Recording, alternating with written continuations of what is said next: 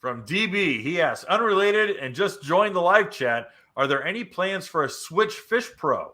It's a really good question, and it's a question that I've heard a few times. That again, I work a lot of boat shows. I've heard that quite a bit, and the answer is there will definitely be more and more accessories built for the Switch to help make every type of water sport more fun and easy.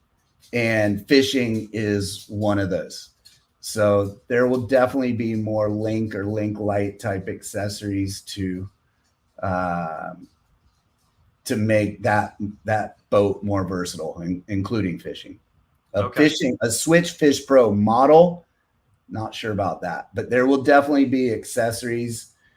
I mean, the whole thing, I'm not supposed to say it's like a Lego, but it's like a Lego. So it's I mean, that's truly the inspiration. The idea is you build, you get the basic platform, and then as your boating life evolves, you can go and buy different accessories that will plug and play. I mean, you could have, Kevin, I'm sure you played with Legos when you were a kid.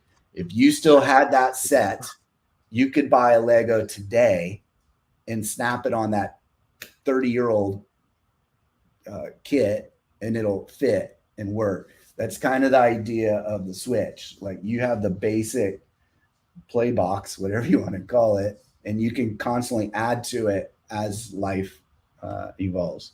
Very cool. Yeah, that was the versatility of it. I mean, it was such a unique experience in being introduced to the Spark, because we were kind of the first, besides obviously everyone inside of BRP, but kind of getting our hands on this, and I felt nosy pulling things apart and moving stuff around, and I kind of would give you a look and you're like, no, man, that's what it's there for. Go move the seat around and move this around. And it was kind of build your own boat. It's like, oh, well, hey, listen, we're going to put this table here and then put these two chairs and then put a couch over here. And you could reconfigure the boat that you were on live. Yeah. I mean, it was kind of wild in that sense. Yeah, it's super smart design, and it's wild. I mean, it's hard for me to go out on the water and just have fun on it, because I get stopped all the time. Like, I'm at the boat ramp, I'm getting stopped. Even when I'm out on the water, people are like, hey, stop, I want to check it out. And at the sandbar, like, I just end up doing walk-arounds for like the whole time I'm at a sandbar, because it's just different. You got the white sides and the Polytech hull and the clear sides on the deck, and it's pretty cool though. I mean, it's just so different, and it's so easy. I mean, anybody can dock that thing. That's the beauty of it. Anybody can put it on and off a trailer. Like, it's a cool boat, and it's all pieced together. I mean, it's built and manufactured like a car rather than a boat. So it's all pieces, and it allows the production line to be more efficient and have to inventory less different types of parts. So ultimately, again, it lowers the price, makes it more affordable. Yeah. There was a question, and the audience already corrected him, but he had asked, well, when are they going to offer a supercharged Switch? And people are like, dude, they already do. It's the 230. But I was going to swing the other direction. I noticed for this year that they discontinued the 100, and so it's the 170 and the 230. There's a 130 as well. There's a 130. Okay, yeah. That's right. But they got rid of the 100.